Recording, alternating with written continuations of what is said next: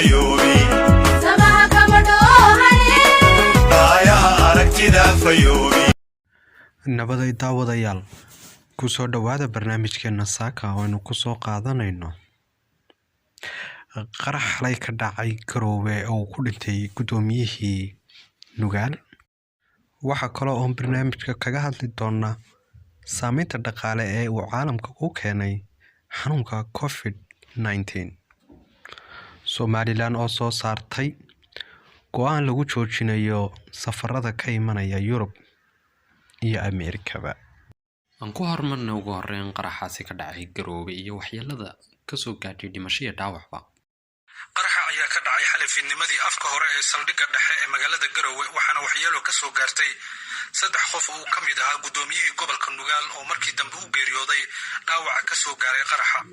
mas'uuliyiinta Puntland ayaa u sheegtay warbaahinta in qaraxa uu geystay nin ismiidaamiyay xilli mas'uuliyiinta lala beegsaday qaraxa ay ku jireen gaadiid ay wateen. gudoomiyaha degmada Garowe Axmed Barre ayaa ka mid ahaa madaxdii ka hadashay qaraxii xalay. todobadii fiidnimo waxaa qof nafta haliga ay isku qarxiyay baabuur watay gudoomiyaha gobolka iyo dad la socday. waxaan ugu baaqaynaa bulshada Garowe inay indhaha furaan la shaqeeyaan ciidanka ammaanka si loo dabagalo oo wax looga qabto ciddii ka dambeysay. gudoomiyaha gobolka Nugaal Cabdisalaam Xasan Xisi Gujir ayaa u geeriyooday kadib markii laga soo saaray saalada qaliinka saacado kadib xilligii uu qaraxa dhacay.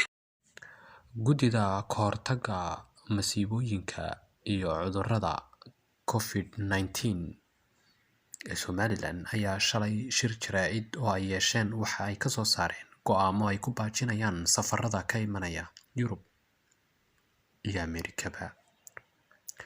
wasiirka warfaafinta Somaliland Salebaan Yuusuf Cali Kore oo arrintaasi ka warramaya.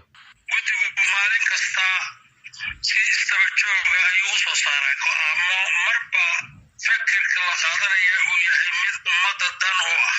maanta go'aamadii ugu dambeeyay ee aanu soo saaray waxa weeye in diyaaraduhu joojiyaan dadka ay ka keenayaan Yurub iyo North America oo inta badan loola jeedo Maraykanka iyo Canada iyo dowladaha Yurub oo hadda loo arko inay tahay meelaha ay ugu badan tahay dhibto. daradeed maadaama aanu rabno inaanu xakamayno fiditaanka xanuunka waxay nagu noqotay inaanu arrintaa go'aan ka gaadhno loo wada leeyahay.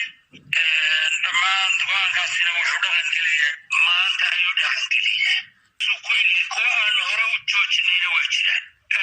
marba annaga oo ka fikirayna meesha xanuunkani ka imaan karo ama uu ka fidi karo maadaama ay diyaaraduhu yihiin kuwa ugu badan ee hadda. waa tahay mudane wasiir waan gartay. markaa go'aankani ma waxa uu ku eegyahay uu khuseeyaa dadka ka imanaya Yurub iyo North America. hadda kaasuu ku eegyahay kuwa aanu hore u joojinayna waa jiraan. marba annaga oo ka fikirayna meesha xanuunkani ka imaan karo ama uu ka fidi karo maadaama ay diyaaraduhu yihiin kuwa ugu badan ee hadda caalamka gaarsiinaya waxaanu dareennay inay jiraan safarro hadda si gaara uga imaanaya xagga Asia. waxaa muuqata inay totally istaageen inta badan laakiin hadda sababta aanu u dooranay kuwan kale waxaanu ogaanay inay dad badan dareynayaan inay ka soo baxaan xagga North America iyo Yurub. sababta aanu hadda kuwa u dooranay inaanu joojino waa sida annagoo naftooda iyo nafteeda iyo nafta ummadda aanu mas-uulka ka nahayba rabna inaanu ka badbaadino xanuunka sida xawliga ah.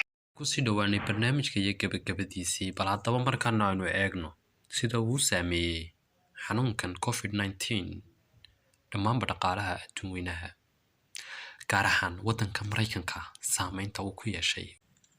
cudurkani siyaabaha uu u saameynayo waxa ugu weyn gaar ahaan marka la fiiriyo koriimada dalalka dhaqaalahooda oo dhan waxaa la qiyaasayaa kulligood inuu hoos u dhacayo.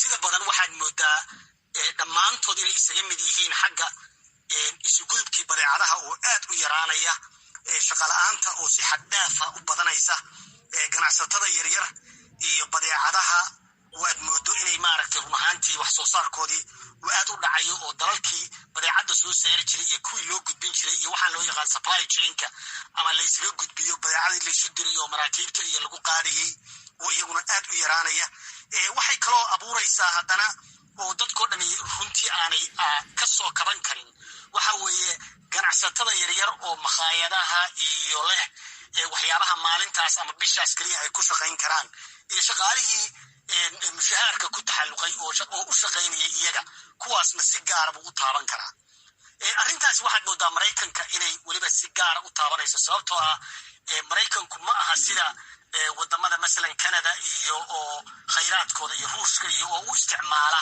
khayraadkooda inay ku kabaan dhaqaalahooda maraykanku waxa weeye dadkiisu waa dad xamaalata ah oo muruqmaal ah marka waxa abuurmay dad ciida ka badan oo shaqo la'aan ay haysato mar haddii shaqo la'aantaasi ay bilaabatana wax soo saarka dalkuna waa dhacaya waana adkaanaysaa inay dib